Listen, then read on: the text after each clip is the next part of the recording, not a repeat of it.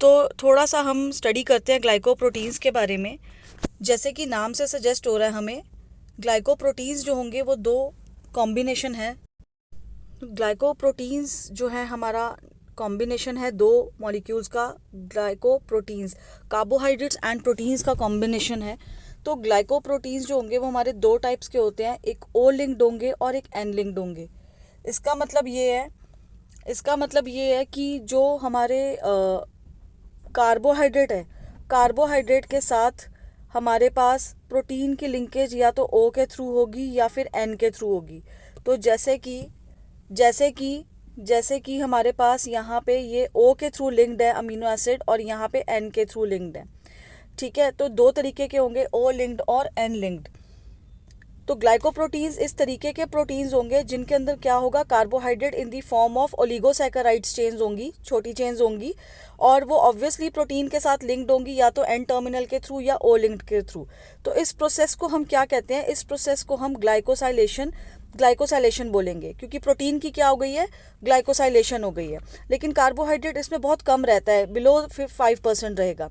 तो कार्बोहाइड्रेट जो प्रोटीन पे लगती है वो कब कब लग सकती है, वो ट्रांसलेशन होते होते लग सकती है या फिर ट्रांसलेशन होने के बाद लग सकती है। मतलब जब प्रोटीन बन गया है उसी टाइम पे ही वो ग्लाइकन लग सकता है, या प्रोटीन बन चुका है उसके बाद ये मॉडिफिकेशन हो सकती है।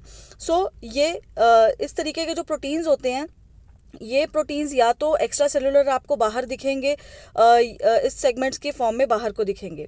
तो मेजर ग्लाइकोप्रोटीन्स जो हैं वो आप तीन तरीके से क्लासिफाई करोगे, एन लिंक्ड, ओ लिंक्ड या ग्लाइकोसाइल, जीपीआई जो बोलते हैं हम, जीपीआई लिंकेज। ठीक है, एन लिंक्ड का मतलब है जो एन के थ्रू, मैंने आपको बताया कि ये वाला जो था एन के थ्रू जो लिंकेज रहती है, तो नॉर्मली अमीनो एसिड जो होता है ये एस्पार्जिनिन रहेगा, और ओ लिंक्ड जो होता है उसमें जो अमीनो एसिड होता है वो नॉर्मली सीरीन रहता है, क्योंकि OH कंटेनिंग सीरीन रहता है। और तीसरा जो है जीपीआई एंकर्स होते हैं, जो ग्लाइकोसिल फॉस्फेटिडाइल आइसोइनोसिटॉल लिंकेजेस होती हैं। तो ये आप एग्जांपल शो करोगे। लिंकेज जो है हमारे पास ओ लिंक्ड में क्या हो सकती है, क्योंकि ओ से होनी है तो OH सिर्फ थ्रियोनिन या सीरीन में होगा, और एन लिंक्ड में एस्पार्जिनिन या ग्लूटामिन होगा। ठीक है, ये जो टाइप की ओ लिंक्ड होती है ये गोल्जी अपरेटस में होती है, और ER में एन लिंक्ड ग्लाइकोलाइजेशन का प्रोसेस होगा। ग्लाइकन जो है स्टेप वाइज लगता है ओ लिंक्ड में, और इसमें ग्लाइकन ग्रुप जो है वो इकट्ठा लग जाता है, स्टेप वाइज नहीं होगा, एक साथ लग जाएगा। और इसमें डोलिकॉल पायरोफॉस्फेट नहीं इन्वॉल्व होता, इसमें specifically dolichol pyrophosphate oligosaccharide involve रहेगा। ओ लिंक्ड पोस्ट ट्रांसलेशनल होगी, मतलब प्रोटीन बनने के बाद होगी, और एन लिंक्ड हमेशा साथ साथ ही हो जाती है। और अगर हम ये एंटीबायोटिक यूज़ करें, ट्यूनियाकीमाइसिन जो है ये इनहिबिट नहीं करती है ओ लिंक्ड को, लेकिन हम एन लिंक्ड ग्लाइकोप्रोटीन की फॉर्मेशन को इनहिबिट कर सकते हैं इससे। ये ओ लिंक्ड है वाया ओ, सीरीन लगा हुआ है, सीरीन के थ्रू ओ के थ्रू लिंकेज है, और ये एस्पार्जिनिन के थ्रू एन लिंक्ड लिंकेज है। ये दो आपको फिगर्स ध्यान रखनी है। और जीपीआई थर्ड क्लास है, इसमें आपके पास क्या होगा, इसमें जीपीआई एंकर्स क्या होते हैं कि ये बहुत सारे प्रोटीन्स को प्लाज्मा मेम्ब्रेन पे अटैच करवाने में हेल्प करते हैं।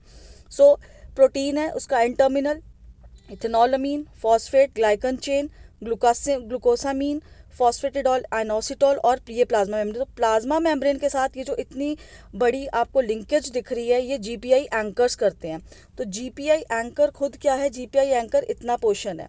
तो ये जीपीआई एंकर जब प्लाज्मा मेम्ब्रेन पे लगेगा ये अपने साथ इन प्रोटीन्स को लेके आएगा वाया फॉस्फेट लिंकेज। फंक्शंस क्या हैं ग्लाइकोप्रोटीन्स के, तो सबसे बड़ी बात है प्रोटेक्शन है, क्योंकि ये बहुत हाई मॉलिक्यूलर वेट के पॉलीमर्स होते हैं, और ये हमारे एपिथेलियल लाइनिंग्स के सरफेस पे पूरा प्रोटेक्शन देते हैं। और इसके अलावा हमारे पास जैसे हमारा ह्यूमन डाइजेस्टिव सिस्टम है, यूरिनरी ट्रैक्ट हो गया, रेस्पिरेटरी ट्रैक्ट हो गया, इनकी जो इंटरनल एपिथेलियल लाइनिंग होती है वो ग्लाइकोप्रोटीन से बनी होती है, उसमें भी ग्लाइकोप्रोटीन्स का कंटेंट होगा। दूसरा स्ट्रक्चरल रोल है, थ्रू आउट द मैट्रिक्स हमारे में ग्लाइकोप्रोटीन्स प्रेजेंट होते हैं, रिसेप्टर्स की तरह काम करेंगे जिससे कि बाकी प्रोटीन्स अटैच हो सके, जैसे कि अभी हमने जीपीआई एंकर्स की बात करी है। हमारे लैक्राइमल ग्लैंड्स जो हैं उसमें से ग्लाइकोप्रोटीन सिक्रीट होता है, जो कि हमारी कॉर्निया की एपिथेलियम को प्रोटेक्ट करता है ताकि वो डेसिकेट ना हो सके, ड्राई ना हो जाए। देन रिप्रोडक्शन के अंदर कैसे है, हमारे जो स्पर्मेटोजोआ होते हैं, ग्लाइकोप्रोटीन्स जो हैं वो स्पर्मेटोजोआ के सरफेस पे प्रेजेंट होते हैं ताकि स्पर्म सेल्स की अट्रैक्शन हो जाए एग के लिए ज़्यादा। तो ये कैसे करते हैं?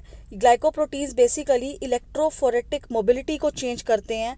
तो उस इलेक्ट्रोफोरेटिक मोबिलिटी की चेंज की वजह से जो पोटेंशियल है मेम्ब्रेन का वो चेंज होता है और एग के टूवर्ड्स जो इनकी अट्रैक्शन है वो चेंज होती है।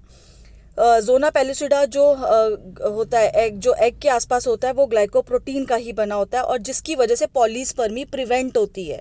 एक से ज़्यादा स्पर्म अटैच ना हो सके तो वो जोना पेलुसिडा जो रोल प्ले करती है वो किसकी वजह से करती है? ग्लाइकोप्रोटीन की वजह से करती है। देन ग्लाइकोप्रोटीन जो हैं वो सेल्स को जोड़ने का काम भी करते हैं, एडहेशन। हॉर्मोन्स, हमारा ह्यूमन कोरियोनिक गोनाडोट्रोफिन, TSH, इनके पार्ट हैं ये, ग्लाइकोप्रोटीन्स इनमें होते हैं। हमारे जो एंजाइम्स हैं इंपॉर्टेंट, ऑक्सीडोरिडक्टेसेस, ट्रांसफरेजेस, हाइड्रोलेजेस, इनके अंदर हमारा ग्लाइकोप्रोटीन्स प्रेजेंट होते हैं। डिफेंस के अंदर एग्जांपल दिया हुआ है, बीटल्स के अंदर पाइजिडल ग्लैंड्स होते हैं, उनमें वो ग्लैंड्स ग्लाइकोप्रोटीन जो है सिक्रीट करेंगे जो कि उसको प्रोटेक्ट करती है against bacteria and fungi. And then very important, हमारा जो ABO ब्लड ग्रुप है जो हम डिस्टिंग्विश कर सकते हैं, उनमें जो हमारे कार्बोहाइड्रेट्स एसोसिएटेड है, जो ओलिगोसैकेराइड्स एसोसिएटेड है, वो हमारे डिफ्रेंसिएशन, जो हमारे ग्लाइकोप्रोटीन्स होते हैं वो डिफ्रेंसिएशन ही इनकी वजह से ही होती है। तो जो हमारी प्रेसिपिटेशन होती है एंटीजन एंड एंटीबॉडी की, वो डिफरेंस आता ही इन ग्लाइकोप्रोटीन्स के वजह से है। तो ए ब्लड ग्रुप का जो सरफेस रहेगा वो डिफरेंट रहेगा एज कम्पेयर टू बी वाले के साथ, एज कम्पेयर टू ओ के साथ, एज कम्पेयर टू AB के साथ। सो ये सरफेस पे जो RBC के ग्लाइकोप्रोटीन्स का स्ट्रक्चर्स होगा वो ही डिसाइड करता है कि प्रेसिपिटेट बनेगा या नहीं बनेगा। So this is all about glycoproteins.